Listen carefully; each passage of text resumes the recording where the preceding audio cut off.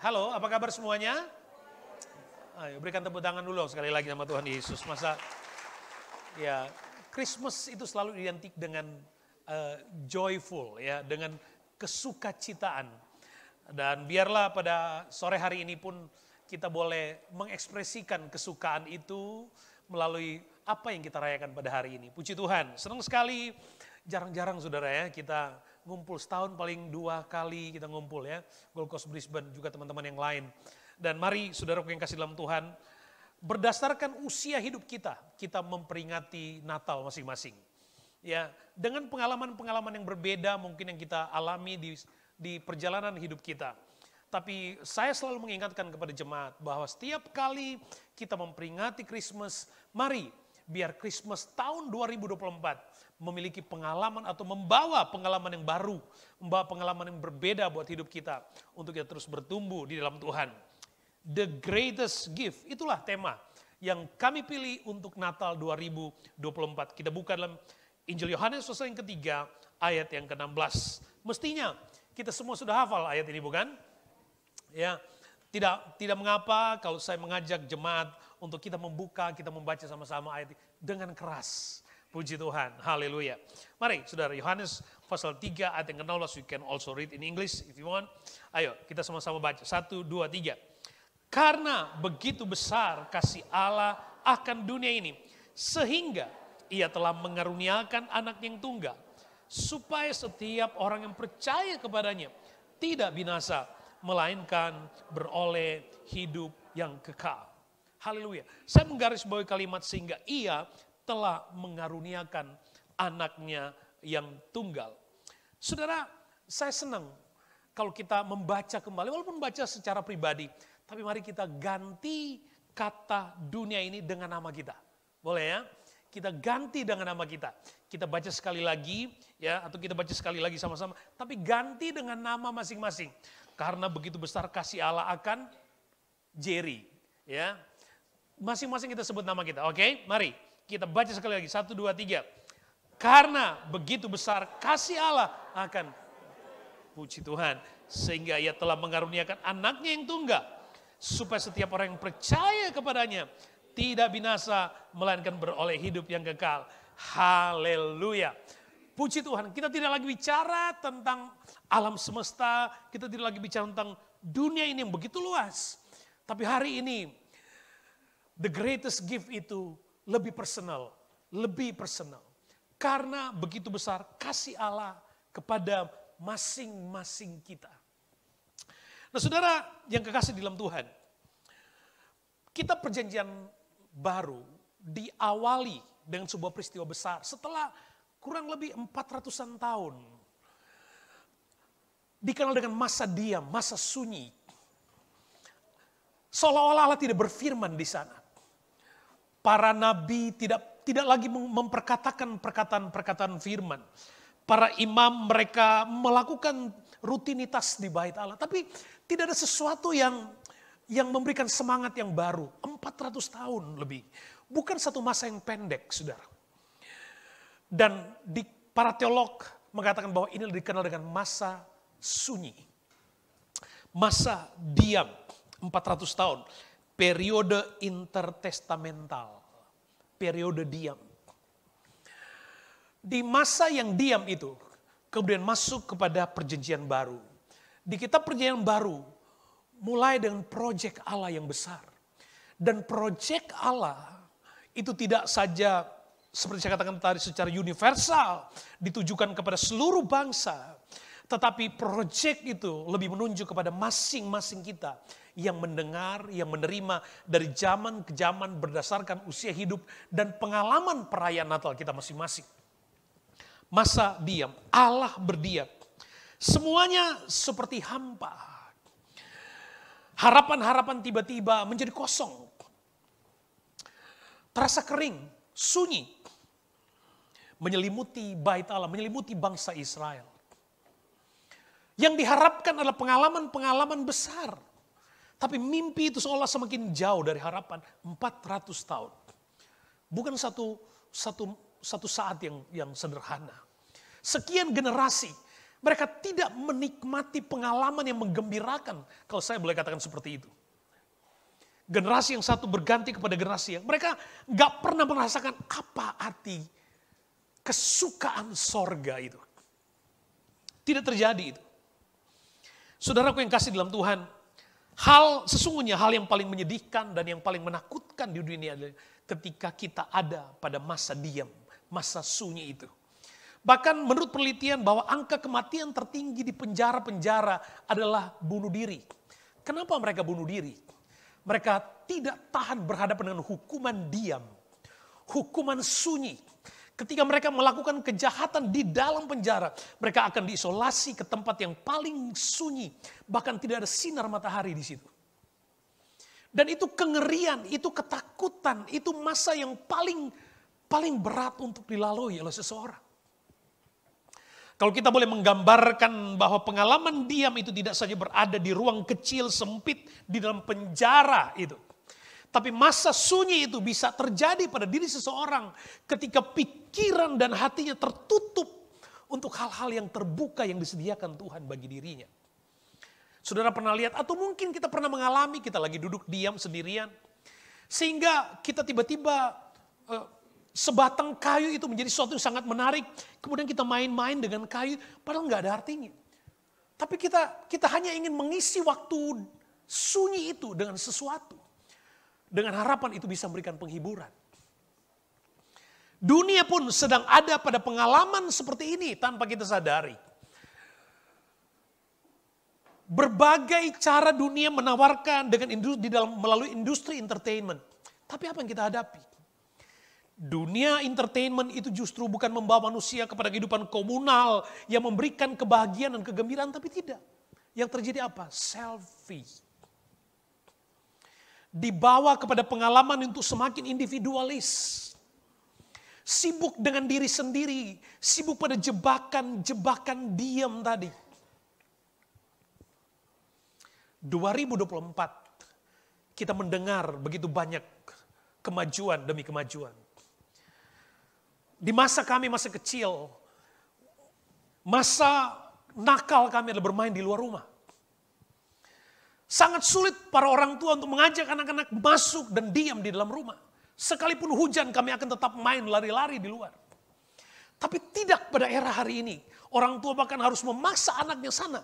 Bermain, bersosialisasi di luar sana. Tapi apa yang terjadi? Ada anak-anak yang pada akhirnya mengurung diri, bermain games, dan seterusnya di dalam ruangan sunyi tadi.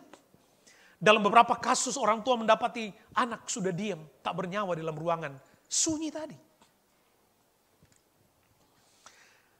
Apakah itu hal yang biasa? No.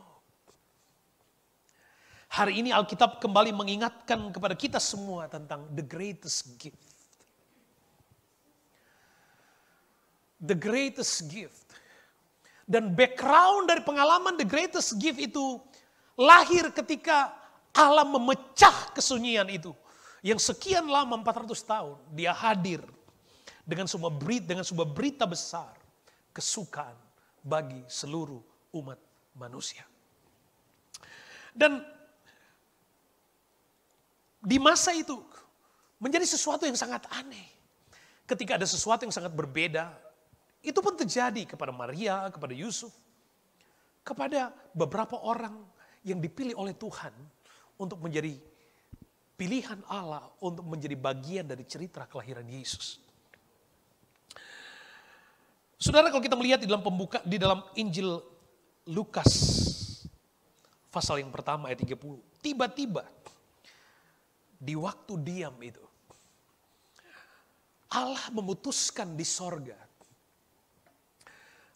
Saya ingin membahasakan, dia tidak tega manusia ada dalam diam yang akan menghancurkan hidupnya. Allah tidak tega melihat manusia ada dalam sunyi yang akan menjerumuskan hidupnya. Lalu dia buat keputusan di sorga.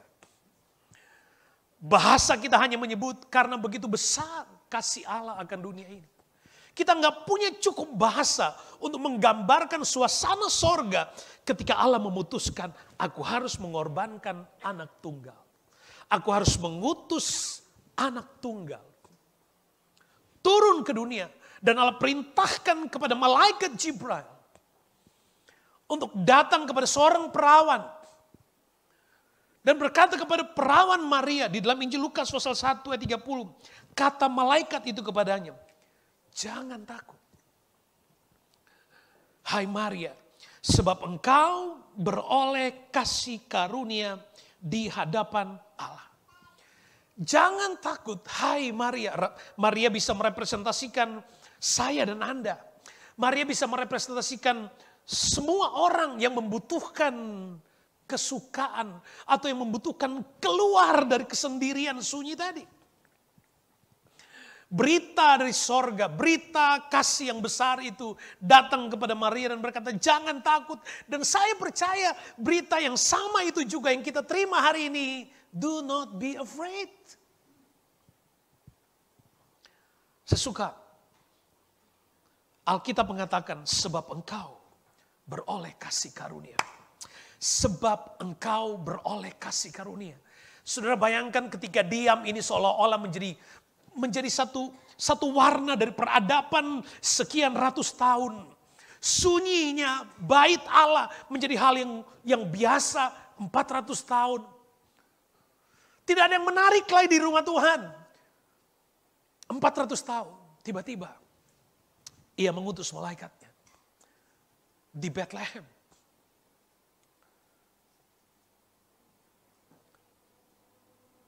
The greatest gift bukan saja menjadi pesan 2000 tahun yang lalu bagi sekelompok manusia, bagi segelintir orang atau kepada Maria secara pribadi. Tapi the greatest gift itu juga menjadi kebutuhan, bukan saja kita sudah menerimanya, tapi kita yang hidup di era hari ini dengan segala teknologi, industri, entertainment atau teknologi apapun yang disediakan bagi kita. Saya suka bagian ini. Sebab engkau menerima kasih karunia. Saya mau terima itu. Secara historikal kita bisa berkata, iya Yesus sudah lahir 2000 tahun yang lalu. Benar. Ia sudah datang sebagai manusia, meninggalkan kemuliaan sorga. Dia hadir di dunia menjadi manusia sama seperti saya dan saudara. Ia sudah terberi 2000 tahun yang lalu. Bagian hari kita tidak lagi memperingati Natal hari ini. Dan kemudian kita menunggu, menanti kelahiran seorang bayi Yesus yang baru. Bukan begitu.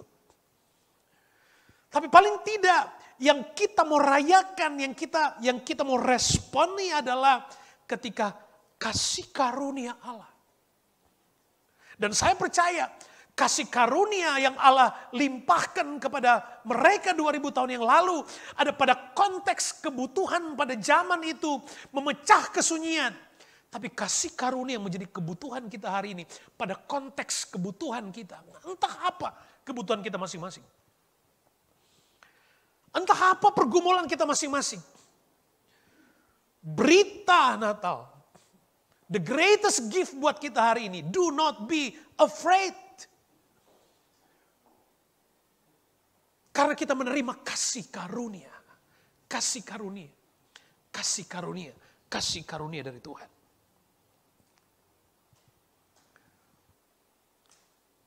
Kita mungkin dalam pikiran kita ketika kita bicara the greatest atau kita bicara gift, maka yang tergambar dalam pikiran kita kotak hadiah seperti yang tergambar di sini. Tapi gift yang pernah memecah kesunyian sehingga manusia kembali memiliki harapan baru. Ketika malaikat Tuhan berkata kepada gembala-gembala yang ada di padang, dan malaikat berkata bahwa hari ini telah lahir bagimu Kristus Yesus di kota Daud. Kesukaan besar bagi seluruh umat manusia. Itu gift. Dan gift itu tidak hanya terbatas pada satu produk kecil yang bisa kita imajinasikan dalam pikiran kita yang terbatas. Gift yang Tuhan hadirkan buat kita lebih luas, lebih besar, lebih dalam, lebih tinggi dari apa yang kita bisa imajinasikan. Itu gift yang dari Tuhan. Yesus berkata di dalam Injil Markus pasal yang 10 ayat 45, karena anak manusia itu juga datang bukan untuk dilayani, melainkan untuk melayani dan untuk memberikan nyawanya menjadi tebusan bagi banyak orang. Wow. Gift itu adalah pribadi Yesus. Dan Alkitab berkata dia datang bukan untuk dilayani tapi untuk melayani dan memberikan diri menjadi tebusan bagi semua orang. Adakah gift yang seperti ini? Apakah Anda pernah dengar? Tadi di momen persembahan, Chris Catchwell tadi mentioned, orang gak cuma minta sepatu, baju gampang. Minta kidney-nya, iya agak sedikit berat. Tapi untuk memberikan nyawanya untuk sahabat-sahabatnya, ceritanya menjadi berbeda. Tapi itulah yang kita rayakan hari ini. The greatest gift yang tidak diam di Bethlehem. Sebagai bayi kecil. Tapi manifestasi dari bayi kecil yang tumbuh besar. Sampai pada puncak peristiwa pengorbanan itu. Kita nikmati sampai hari ini. Itu gift. Itu greatest gift. Yang tidak pernah, kenapa Alkitab gunakan kata lunas dibayar? Karena kita nggak sanggup bayar sendiri. Nggak bisa. Cuma-cuma bukan berarti dia murah. Karena kita pasti nggak bisa bayar. Dan Yesus berkata pada bagian yang lain ya, di dalam Injil Yohanes pasal 10 bagian Yohanes 10 ayat 10 bagian B berkata, aku datang supaya mereka mempunyai hidup. Dan mempunyainya dalam segala kelimpahan. Aku datang supaya diam tadi, sunyi tadi, tidak merampas kehidupanmu. Aku datang supaya kesunyian melalui pergumulan hidupmu itu tidak mencuri apa yang sesungguhnya Allah sediakan. Aku datang supaya mereka mempunyai hidup. Itu clear and loud. Oh, pikiran Anda terlalu kecil untuk bisa membayangkan luas dalam tinggi gift itu sendiri. Hari ini kasih karunia yang Tuhan ceritakan kepada Maria melalui kebenaran firman Allah kita terima itu. Engkau menerima kasih karunia. Saya mau terima. Saya mau menikmati itu. The greatest gift itu. Manusia terlalu sibuk dengan begitu macam aktivitas yang kita boleh kelompokkan itu sebagai kelompok yang positif, baik. Kita enggak against pekerjaan, proyek, bisnis, studi. Oke, nikmati itu sebagai bagian dari anugerah Allah. Tapi berapa banyak di antara kita yang sudah bekerja, sudah punya bisnis, sekolahnya baik, tapi kekhawatiran, ketakutan, ancaman itu masih terus mengintimidasi kita. Padahal mereka yang ada di pelosok dunia yang lain gak punya pekerjaan, gak punya bisnis, yang cuma punya modal makan sehari besok pun gak punya, dia bisa hidup tenang.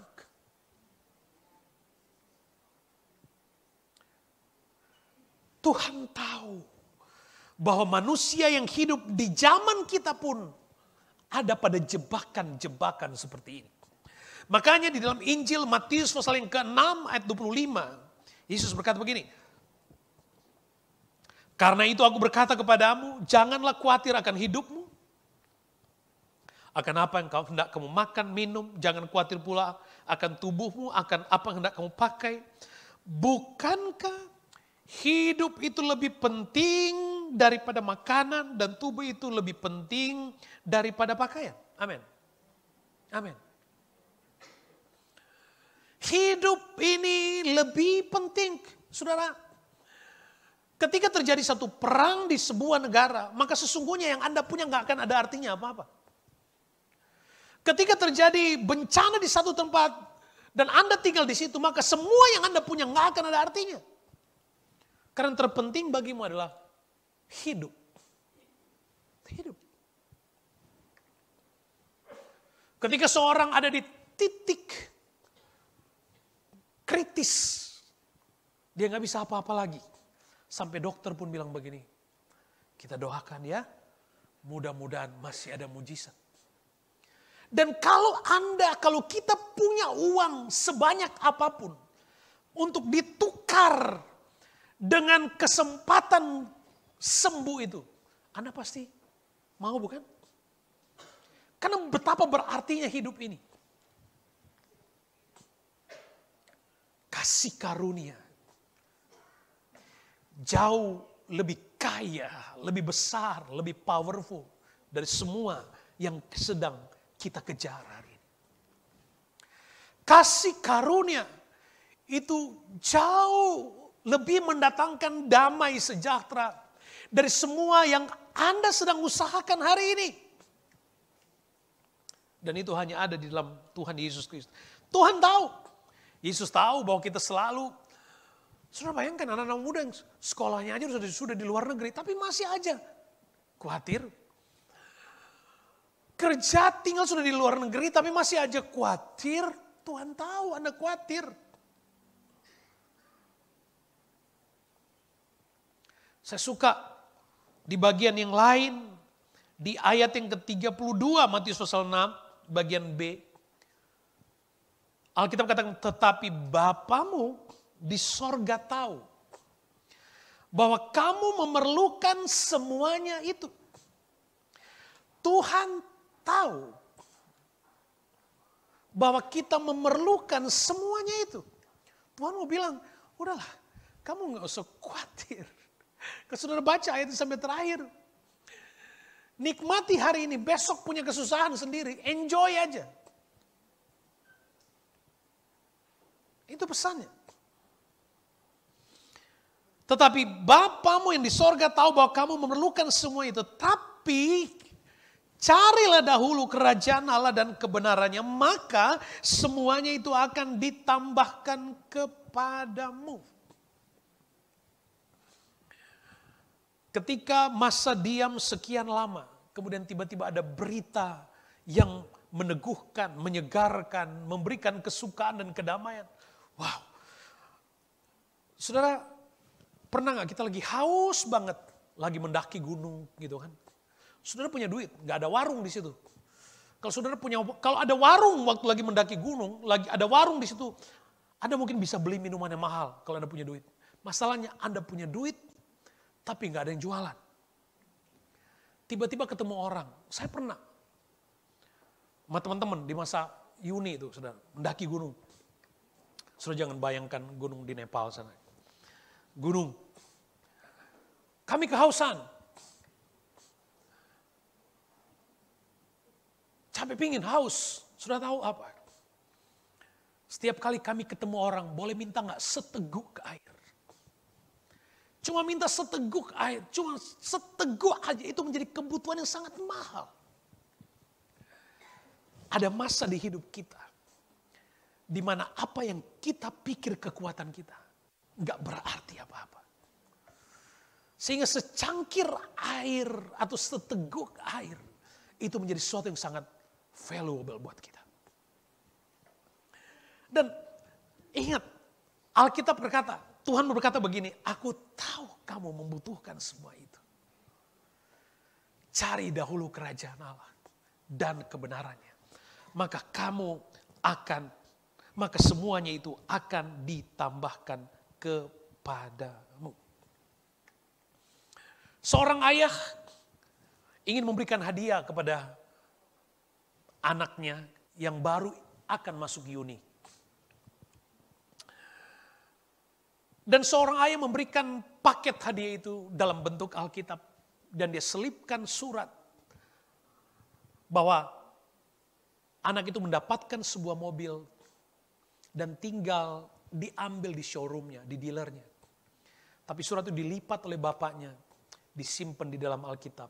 Dia kasih ke anaknya, kamu mau uni? Nih hadiah apa buat kamu. Anak lihat, Bible, thank you. Alkitab, kasih. Ambil. Tapi dia letakkan, dia cuma simpan itu di kamar. Dia tidak pernah buka itu Alkitab. Karena apa dia bayangkan? Alkitab. Cuma Alkitab. Paling juga sama dengan cerita Sunday School. Paling juga sama, nanti aja saya dengar khotbah hari Minggu. Ya itu kalau nggak ada teman yang ngajak keluar. Itu kalau nggak ada keluarga yang ajak party. Segudang alasan sampai satu waktu tiba-tiba ayahnya meninggal. Waktu dia mau ingat bapaknya. Baru ingat Alkitab. Dia ambil, dia buka. Waktu dia buka, dia lihat di situ. Ada surat yang bapaknya hadiahkan kepadanya untuk dapatkan mobil. Dan itu sudah lunas, dia tinggal mengambil. Respons kita untuk bisa menikmati kasih karunia. Itu penting. Respons kita nggak sampai kita mendengar sebuah cerita yang memberikan kepuasan emosional kita. Tapi respons kita untuk menerima kasih karunia harus diikuti dengan cinta kepada Allah. Harus diikuti dengan kesadaran kita ingin, kita mau, kita terima. Alkitab mengajarkan kita. Yesus mengajarkan kepada kita, carilah, mintalah, marilah. Kasih karunia yang Tuhan sediakan buat kita sebagai the greatest gift buat kita di era hari ini. Anda nggak mungkin dapat dari tempat lain. Dan hari ini dia terbuka buat kita. Yakobus pasal yang pertama, ini ayat favorit. Yakobus 1 ayat 17 berkata begini. Setiap pemberian yang baik dan setiap anugerah yang sempurna datangnya dari atas. Diturunkan dari Bapa segala terang. Padanya tidak ada perubahan atau bayangan karena pertukaran. Tidak ada yang berubah. Alkitab katakan. Every good gift and every perfect gift is from above.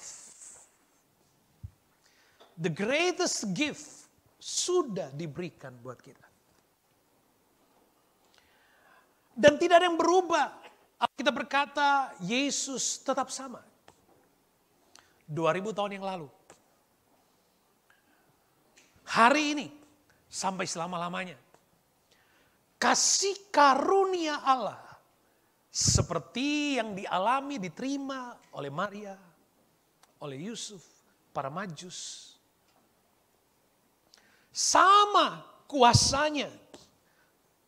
Sama anugerahnya, sama ukurannya. Ketika kita merayakan Natal pada hari ini. Kita pun tahu cerita seutuhnya tentang kelahiran Yesus. Kita mau berdiri seperti siapa? Seperti gembala yang meresponi kelahiran Yesus? Maria, Yusuf, orang Majus? Atau seperti Herodes? Kita punya pilihan. Kita punya pilihan dan pilihan itu ada kepada Anda masing-masing. Ada saat-saat di hidup saya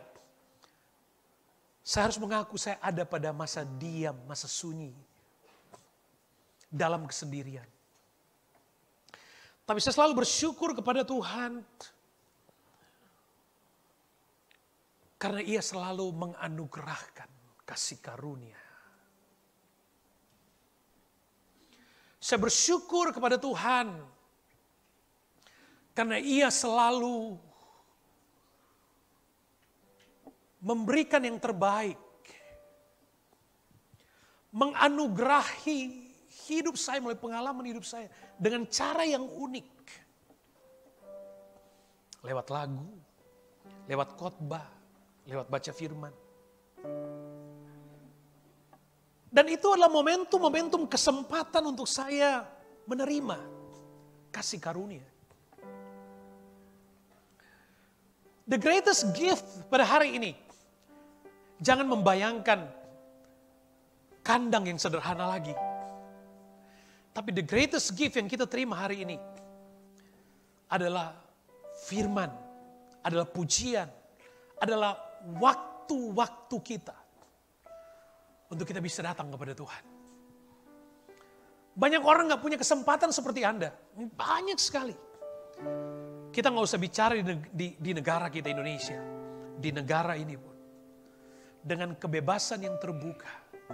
Tapi berapa banyak orang Australia datang kepada Tuhan. Kita nggak tahu berapa puluh tahun yang lalu bangunan ini dibangun. Bangunan ini dibangun atas doa para pendahulu dari community yang ada yang pemilik gedung ini. Mereka berdoa, kami mau bangun gereja. Kami mau dirikan, mereka berdoa. Mereka nggak pernah ada bayangan ada orang Indonesia akan injak di gedung ini, enggak. Tapi adalah kasih karunia Allah buat kita. Allah pilih untuk memfungsikan kembali tempat ini jadi gereja. Sekian puluh tahun gereja ini setelah generasi pertama, kedua mungkin tidak tertarik lagi dengan gereja, maka ini bukan menjadi gereja, ini jadi function room. Community hall. Tapi buat kita hari ini menjadi gereja. Hari ini menjadi tempat, menjadi rumah Tuhan. Hari ini menjadi momentum Tuhan buat kita yang mencurahkan kasih karunia-Nya. Ada gift di sini. Ia sedang mencurahkan gift yang kita terima sebagai the greatest, pemberian yang terbaik itu. Mari jemaat Tuhan yang saya kasih, saya ajak Anda semua untuk merenung sedikit tentang firman Allah. Anda boleh menutup mata, renungkan firman yang Anda terima. Karena begitu besar kasih Allah kepada saya, sehingga Ia mengaruniakan anaknya yang tunggal, supaya saya yang percaya tidak binasa, melainkan beroleh hidup yang kekal. Buat kita, bagi kita, berkat Natal kita terima. The greatest gift. The greatest gift adalah Yesus yang sudah lahir 2000 tahun yang lalu. Yang hari ini lahir di hati kita semua. Tuhan Yesus berkata.